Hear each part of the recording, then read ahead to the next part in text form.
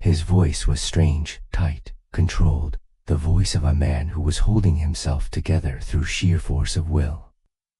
I knew immediately that something was wrong. In the 3 years we had been together, I had never heard him sound like this. "Rachel," he said, "I need you to come to Boston. It's my father. He had a heart attack this evening. It's bad. They don't think he's going to make it through the night." I was on the first plane out of O'Hare the next morning.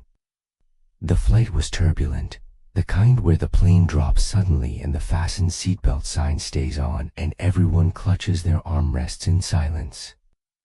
I spent the entire flight praying to a God I wasn't sure I believed in, for the strength to be what James needed, for the wisdom to know what to say, for a miracle that I knew was unlikely to come. His father died 3 days later, surrounded by family, in a hospice room that smelled of flowers and antiseptic. James held my hand through the funeral, through the reception, through the long, silent car rides between the church and the cemetery and back to the family home in Maine. He didn't cry. I don't think I saw him cry once, not even in the private moments when it was just the two of us, but I could see the grief in every line of his body, in the way he moved like a man twice his age, in the hollowed-out look around his eyes. I wanted to help. I wanted to fix it, to take away his pain, to somehow make it better. But grief doesn't work that way, and I was learning, slowly, painfully, that some wounds could only be healed alone. 2 weeks after the funeral, he called me again. "I need space," he said. His voice was flat, exhausted, emptied of everything. "I need time to figure out who I am without him. I can't be what you need right now. I'm sorry." I wanted to argue. I wanted to fight for us, to tell him that we could get through this together, that love meant staying, that I wasn't going anywhere.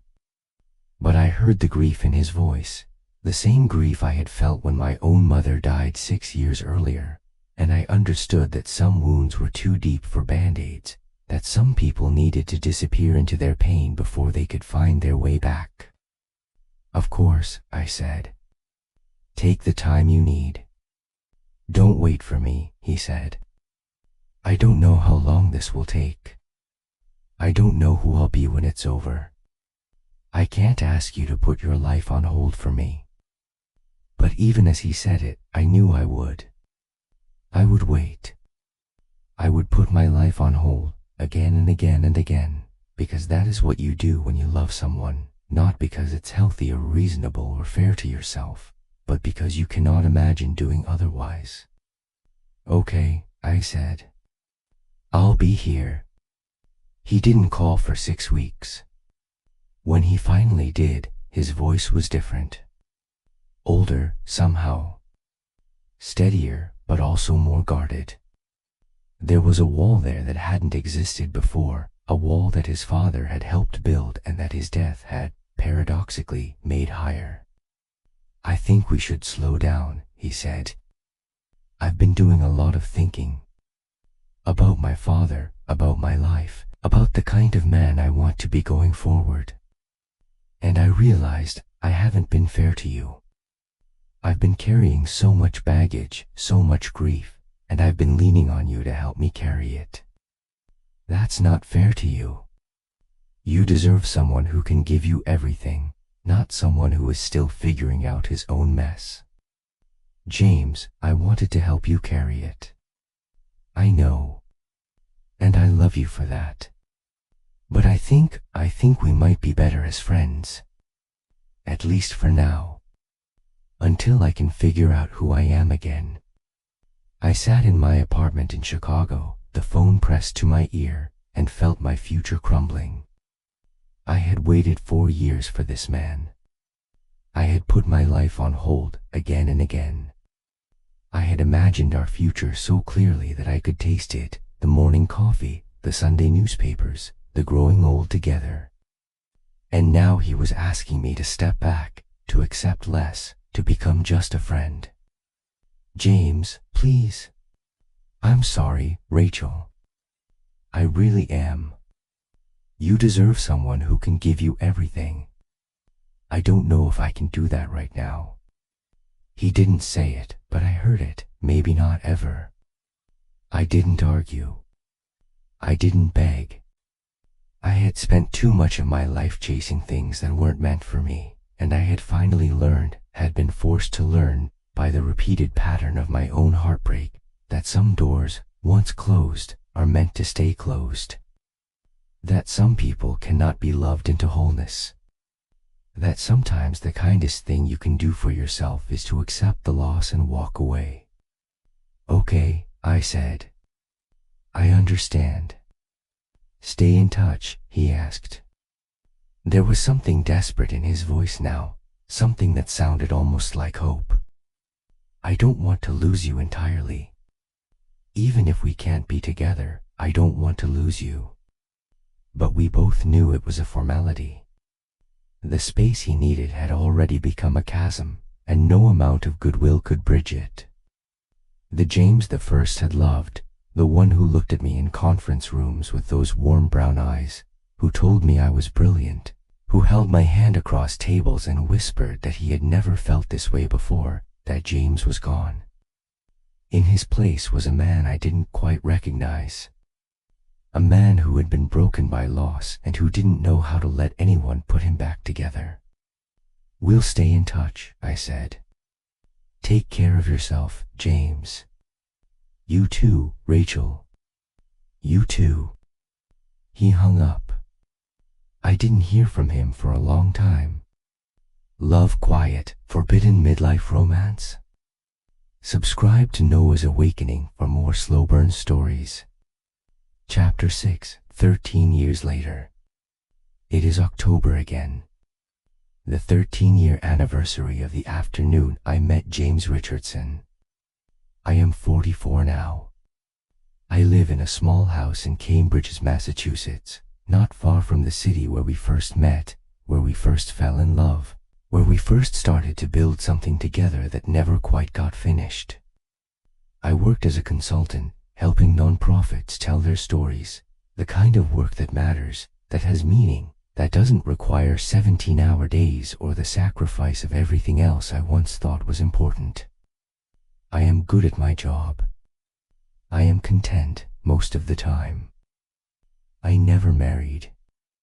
After James, I found it impossible to imagine spending my life with anyone else, not because I was still waiting for him, not because I held some secret hope that we would find our way back to each other, but because I had finally learned to be content with my own company. I had stopped running from loneliness and learned to sit with it, to make peace with it, to let it be a teacher instead of a tormentor. I had friends, close friends, women I had known for decades who knew my whole history, who had seen me through the James years in the aftermath and the slow, painful process of rebuilding. I had a life that was mine, shaped by my choices, independent of any man's approval or presence. James and I are friends now. We text occasionally, birthday wishes, holiday greetings, the occasional article we think the other might find interesting. We are cordial, kind, careful. We do not speak of the past. There is too much pain there, too many wounds that never fully healed. We exist in the present, in the small courtesies of friendship, in the mutual respect of two people who once meant everything to each other and who have learned, over time, to mean something less devastating. He remarried 2 years ago to a woman named Patricia, a warm, gracious soul who, I can tell from the photos he occasionally posts on social media, makes him genuinely happy. His children are grown. Daniel is a lawyer in New York, following in the footsteps of generations of Richardson men, and Sophie's in medical school in San Francisco, determined to become a pediatric oncologist. They are good people, his children. They grew up well, despite the divorce, despite the disruption, despite all the ways that their parents' failure must have shaped them. I am proud of them, in a way that is perhaps inappropriate, but that I cannot help. I am happy for James. I truly am. He has the life he always wanted, the balance, the peace, the sense of being seen and known and loved by someone who chose him fully, without reservation, without the complicated history that complicated everything between us. He looks content in his photos, the same warm eyes, the same gentle smile, but softer now, less haunted. The grease that shadowed him after his father's death has faded, replaced by something that looks almost like serenity. And yet, there are nights still, even now, even after everything, when I dream of him. In my dreams, we are back in that conference room, bathed in golden October light, and he is looking at me with the same electric recognition he had the first day we met. We are young, or I am young, anyway, 31 again, with my whole life still ahead of me, with all the choices still unmade. And in the dream, I say the things I should have said, I do the things I should have done, I refuse to let him walk away. The dream always ends the same way, with us together, finally, after all the years of waiting. And then I wake up, and my heart is aching, and my pillow is wet with tears I don't quite remember crying. I have learned, over the years, that some loves are not meant to be lived. Some loves are meant to be carried, like a photograph in your wallet, like a song you hum to yourself on long car rides, like a secret you keep even from the people who love you most. James Richardson was my great love. The one that came before all others, that set the standard against which I measured everyone who followed. We had our chance, and we tried, and it didn't work, not because we didn't love each other, but because the timing was wrong, because grief got in the way, because we were both too damaged to give each other what we needed. And that is okay. I have made peace with it. I have learned to hold him in my heart without needing him in my life. I have learned that love doesn't require possession, but sometimes the deepest love is the one you never act on, the one you carry quietly, the one that makes you who you are. If you are reading this, and if you have someone like that, a ghost, a memory, a love that never had its chance, then I want you to know you are not alone. You are not foolish for holding on. You are simply human, and humans were built to love, and love does not always follow the rules we wish it would. James Richardson changed my life. He showed me what it felt like to be truly seen, and that gift, though we did not end up together, has shaped every relationship I have had since. He taught me what I was looking for in love, and he taught me that it was worth waiting for, even if the waiting took decades. He showed me the person I could be when I wasn't hiding behind walls and armor and the fear of being hurt. And for that, I will be grateful forever. If I close my eyes and let myself remember that October afternoon, the golden light, the sound of his voice saying my name, the first time, the way it sounded like a revelation, I can still feel it. That first spark, that first knowing, that first love, it never really went away. Epilogue, a message in October. Last week, 13 years to the day after I first met him, I received a message from James.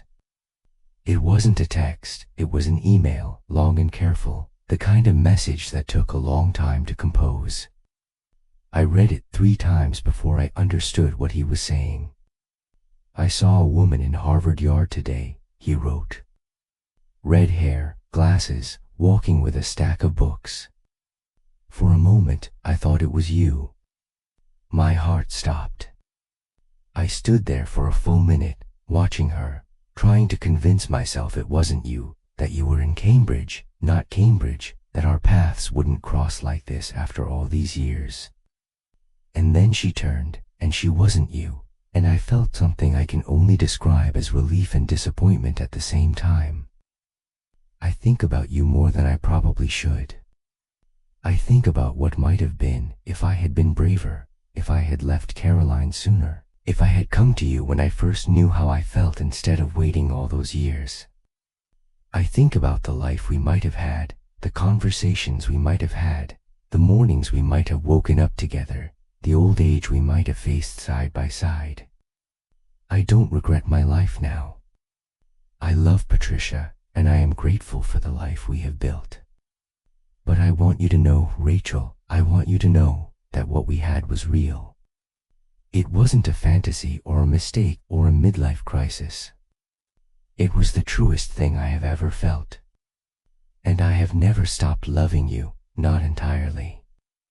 I just learned to love you from a distance, the way you love someone you can't be with but can't forget. I hope you're well. I hope you're happy. I hope you have found someone who sees you the way I saw you, because you deserve to be seen, Rachel. You always did. With love, always. James. I sat in my kitchen for a long time after reading that email. The afternoon light was coming through the window, the same soft golden light of an October afternoon, and I was crying, not, but something else. Something that felt almost like relief. I didn't write back right away. I sat with the message, letting it settle into the place in my heart where I keep him. And then, slowly, I typed my response. I saw someone who reminded me of you last week. A man on the subway reading a book about biotech investments. He had the same color eyes, the same way of frowning when he concentrated. For a moment, I forgot where I was. I think about you too. Not as often as I used to. I have learned to live with the space you left behind. But sometimes, on autumn afternoons, when the light is just right, I still feel you there. Like a ghost. Like a gift. I am well. I am happy, in my own way, the quiet kind of happy, the kind that doesn't need to be loud to be real. I hope you are too. Thank you for telling me. Thank you for seeing me, all those years ago, in a conference room full of people. Thank you for choosing me, even if we couldn't make it work. Thank you for being my great love, James Richardson. I will carry you with me, always. Rachel. He sent back a single emoji, a heart. And then, a moment later. Always. The end. Love quiet, forbidden midlife romance? Subscribe to Noah's Awakening for more slow burn stories of love that lingers, love that hurts, and love that changes us in ways we never expected. Word count, 15,200 words. Chapter 7, The Life I Built Without Him. In the years after James and I parted ways, I learned something I had never known about myself. I was capable of building a life that was entirely, unapologetically my own. It did not happen overnight. The first year was the hardest, the constant checking of my phone for messages that didn't come, the reflex of imagining him beside me at dinners and concerts and quiet evenings at home, the dreams that left me gasping awake in the dark. I grieved him the way I imagine people grieve a death, slowly, painfully, with setbacks and setbacks disguised as progress. But slowly, imperceptibly, something began to shift. I started running, not competitively, just for the clarity of it, the rhythm of foot on pavement, the way it emptied my mind of everything except the next step. I ran along the Charles River at dawn, watching the water change color as the sun rose, and I let the repetitive motion slowly smooth the sharp edges of my longing. I ran 5 Burmese Hauts, then 10 Burmese Hauts, then, on my 42nd birthday, a half marathon that left me exhausted and exhilarated and proud of my body in a way I had never been before. I started traveling, not for work, but for pleasure, for discovery, for the simple joy of being somewhere new. I went to Portugal and wandered through the narrow streets of Lisbon, drinking espresso and watching old men play chess in the park. I went to Japan and cried at the beauty of the cherry blossoms in Kyoto, overwhelmed by the transience of it all, by the reminder that nothing lasts forever and that this is precisely what makes things beautiful. I went to Patagonia and hiked through landscapes so vast and empty that my problems shrank to their proper size, insignificant against the scale of the earth. I deepened my friendships. There was Margaret, one of the few colleagues from Hartwell who had become a true friend, who drove down from Boston every few months for a weekend of wine and gossip and deep, unguarded conversation. There was Deirdre, my college roommate, who had moved to Seattle and who texted me every Sunday morning with a simple message, thinking of you. Hope your week is good. There was Thomas, a gay man I had met at a conference years ago, who had become my closest confidant and who told me, bluntly and with great affection, that I was being an idiot every time I started romanticizing my heartbreak. You had a great love, he said to me once over dinner at my favorite Cambridge restaurant. Everyone doesn't get that. Most people go their whole lives without feeling what you felt. But you can't let it become your whole story. You can't let one man, however extraordinary, be the only remarkable thing about your life. He was right. And so, slowly, I began to build new remarkable things. I adopted a dog, a scruffy terrier mix named Hemingway, because he had that Ernest Hemingway quality of looking perpetually disheveled and vaguely judgmental. He slept at the foot of my bed and greeted me with enthusiastic tail wagging every time I came home and leaned against my legs when I sat on the couch. He gave me a reason to get up in the morning, a creature who needed me, who loved me unconditionally, who didn't care whether I was successful or beautiful or interesting. I started writing, not professionally, just for myself. I filled journal after journal with observations and reflections and fragments of stories I would never finish. I wrote about James, about my childhood, about the places I had traveled and the people I had met. I wrote about loneliness and solitude, about the difference between them, about the surprising discovery that I could be alone without being lonely. I wrote about love, not just romantic love, but all the forms it took, the love of friends, of family, of a scruffy terrier named Hemingway, of the natural world, of the small pleasures of a well-brewed cup of coffee on a cold morning. And somewhere in the process of building this life, this rich, full, deliberately constructed life, I stopped waiting. I stopped waiting for James to call. I stopped waiting for someone to complete me. I stopped waiting for the universe to deliver on some promise it had never actually made.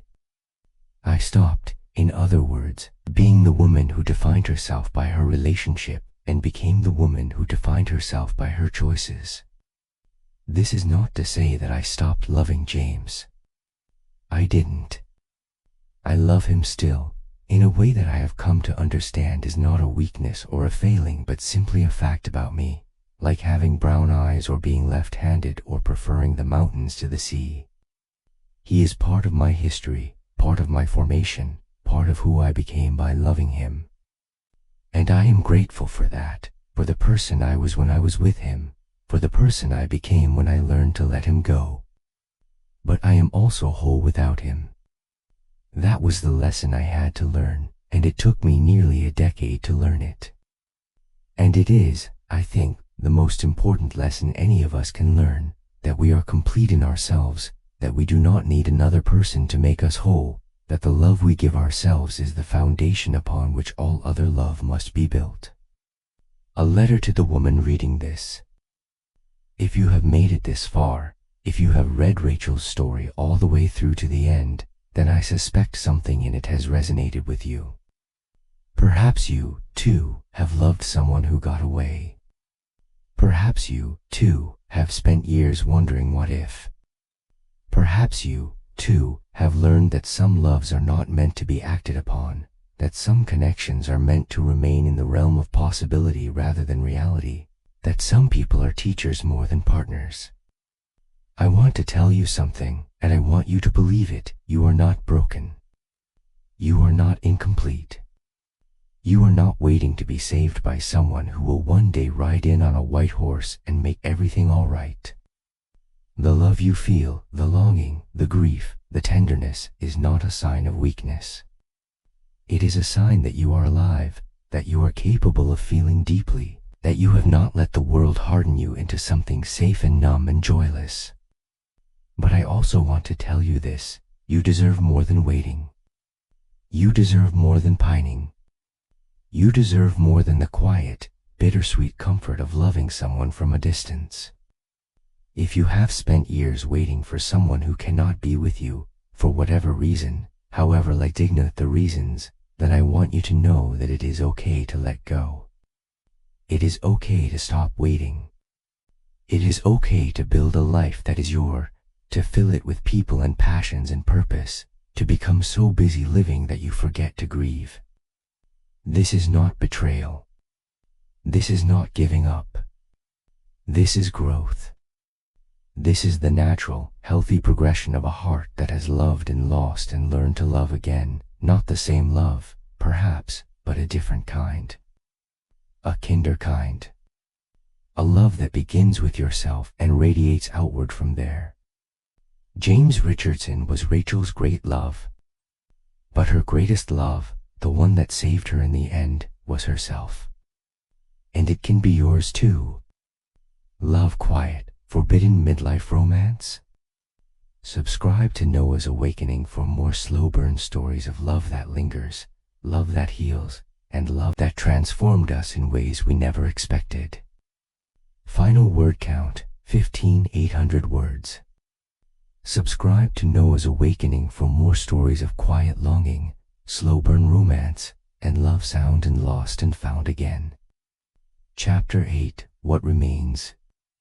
2 years after James sent me that email, the one that began "I saw a woman in Harvard Yard today," I received a wedding invitation. Daniel was getting married. To a young woman named Elise, environmental lawyer from Vermont with kind eyes and a warm smile. The invitation was formal, elegant, printed on heavy cream cardstock. At the bottom, in James's careful handwriting, was a personal note: "We hope you can come. It would mean a lot to us." I almost didn't go. Attending a wedding felt like walking into a museum of my own heartbreak, surrounded by the family James had built without me, watching him give away his son, imagining the life I might have had if things had been different. But something kept pulling me back to the invitation, kept making me reread those 3 sentences at the bottom: "We hope you can come. It would mean a lot to us." I went. The wedding was beautiful, small, intimate, held in the garden of a historic estate on the North Shore. The flowers were white and green, the kind of simple elegance that spoke of money and taste without being ostentatious. Daniel looked handsome and nervous in his tuxedo. Elise looked radiant in a gown that must have cost a fortune.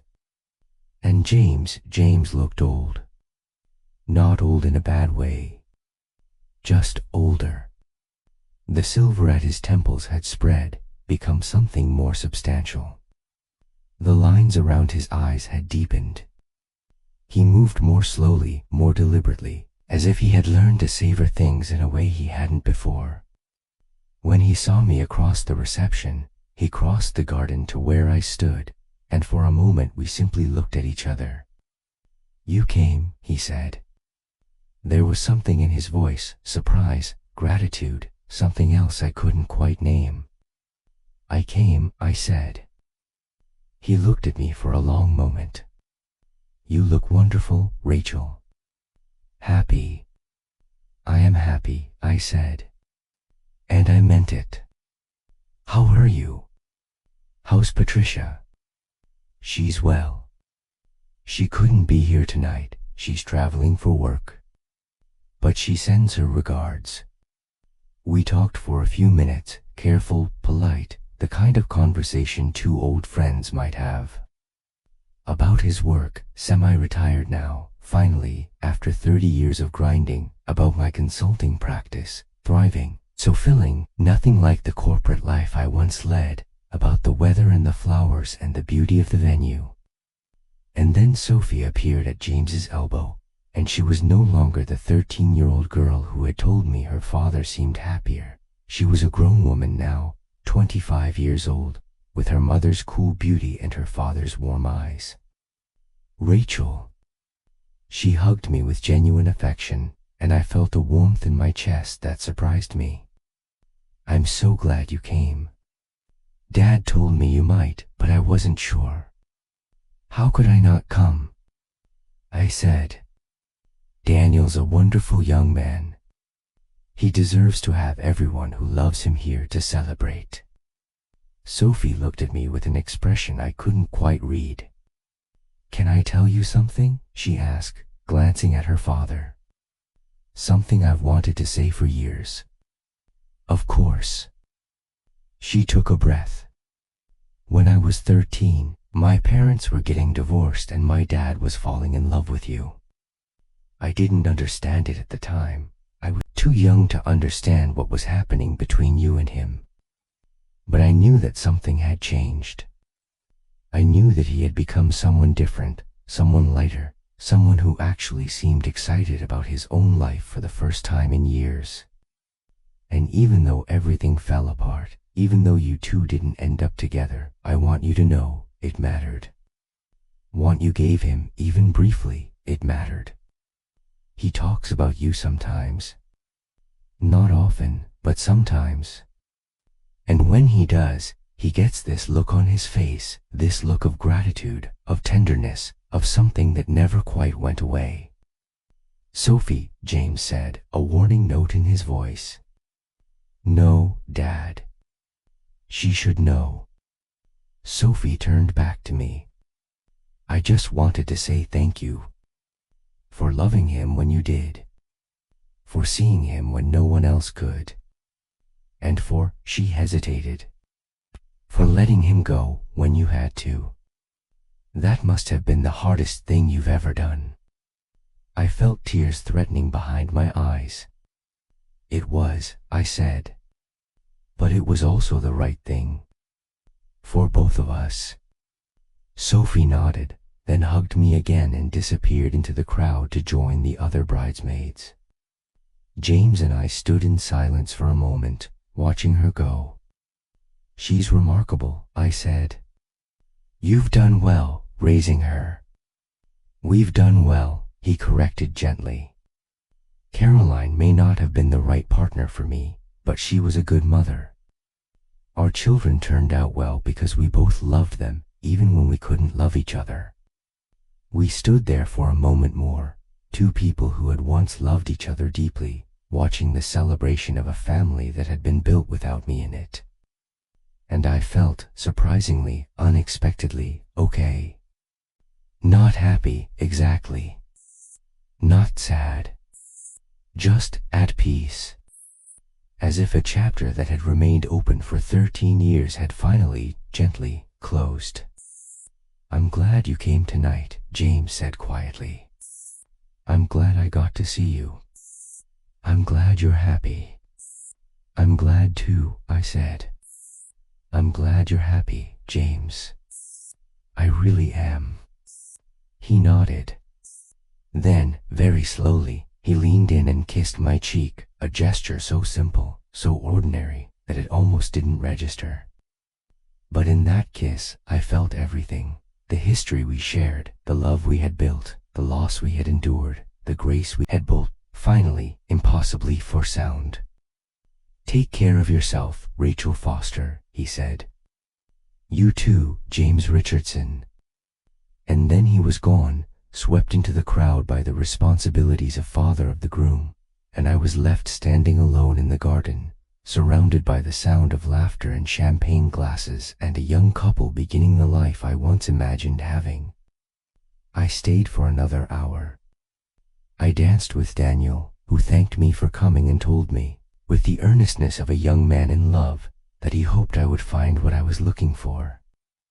I talked to old colleagues who had known me in my Hartwell days, who marveled at how different I looked, how relaxed, how content. I watched James across the garden, watching his son with a pride that was palpable, and I thought about all the ways a life could unfold, all the paths not taken, all the doors that had closed, all the unexpected grace that came from learning to accept what was rather than mourning what wasn't. When I left, I drove along the coast road, the windows down, the salt air streaming in. The sun was setting over the Atlantic, painting the sky in shades of gold and pink and purple, and I thought about James, and I thought about the life I had built, and I thought about the woman I had become, not despite the heartbreak, but because of it. I am 46 now as I write this, looking back on a story that began 13 years ago in a conference room in Boston.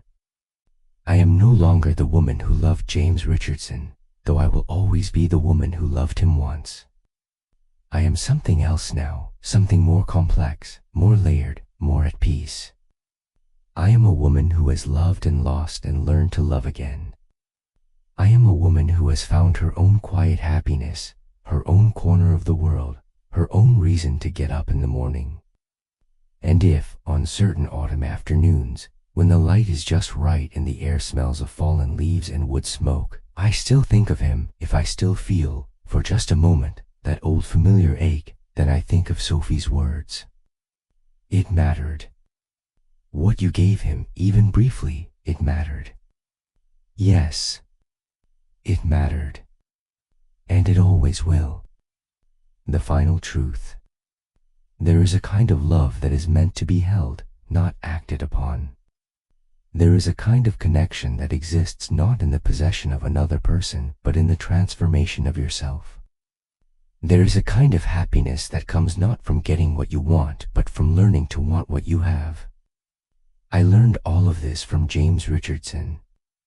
Not the way I expected, not in the fairy tale ending I once imagined, but in the only way that was available to me. Through loss. Through longing. Through the long, slow process of learning to let go.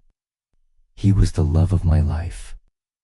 But my life went on without him, as lives do, as lives must. And in the going on, I found something I hadn't expected, a contentment that didn't depend on anyone else. A happiness that was mine, unshakable, hard-won. If you are waiting for someone, if you are holding a torch for a love that couldn't be, then I want you to know, it will be okay. Not immediately. Not easily. But eventually, if you let it, your heart will heal. It will find new things to love, new reasons to hope, new reasons to get up in the morning. The love you felt wasn't wasted. The longing wasn't foolish. It was simply part of your story, the part that had to happen before you could get to the part you're in now. James Richardson changed my life. And for that, I will be grateful, quietly, deeply, forever. Love quiet, forbidden midlife romance?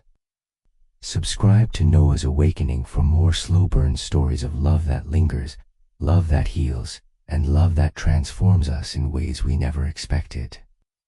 Complete 15,400 words. Subscribe to Noah's Awakening for stories of quiet longings, slow burn romance, and the many forms of love that sustain us. Closing. Last October, on the 13th anniversary of the day I first saw him, I did something I had never done before. I went back to the office building in Boston where Hartwell and Associates used to be, the 34th floor of the Hancock Tower, with its floor-to-ceiling windows and its golden afternoon light. The company had moved years ago, and the space was now occupied by a tech startup I didn't recognize, but the building was the same, the elevator was the same, the view from the lobby was the same. I took the elevator to the 34th floor. I walked to the window at the end of the hall, the one that looked out over the city, over the harbor, over all the places where my life had unfolded in the years since that October afternoon. I stood there for a long time, watching the light change, feeling the weight of all those years pressing gently against my chest. And I thought about him. Not with the sharp, aching longing of the early years, not with the desperate what if that used to keep me awake at night, but with something softer, something that felt almost like gratitude, like tenderness, like the quiet satisfaction of having loved someone fully, even if you couldn't keep them. I thought about the conference room and the golden light and the way his voice sounded when he said my name for the first time. I thought about the years we spent in the space between friendship and love, either one of us brave enough to cross it. I thought about the 2 years we did cross it, and how they were worth every year of loneliness that followed. I thought about Sophie and Caroline and the life James built after me, the life that made him happy, that gave him peace, that was right for him even if it didn't include me. And I thought about myself, the woman I was at 31, standing in that conference room for the first time, feeling like the world had just shifted on its axis. The woman I became at 40, learning to let go. The woman I am now, 46, content, whole, no longer waiting for anyone to complete me. I stood at that window until the sun went down, and then I went home. This is not a story with a fairy tale ending. James and I did not end up together. We did not ride off into the sunset or live happily ever after or any of the things that stories are supposed to deliver. We simply loved each other for a time, and then we let each other go. But I have come to believe, in the quiet, certain way that we come to believe things after enough years have passed, that this was the right ending. Not the ending I wanted. Not the ending I imagined in the most secret hours of my longing. But the right one. The one that allowed both of us to become who we were meant to be. He was my great love, and he always will be. But I was enough for myself. I always was. If this story touched something in you, subscribe to Noah's Awakening. I write for people who believe in the quiet, enduring power of love, in all its forms, in all its seasons, in all its quiet and complicated and beautiful manifestations. Because love matters. Even the love that doesn't get to be lived. Especially that love. Especially that.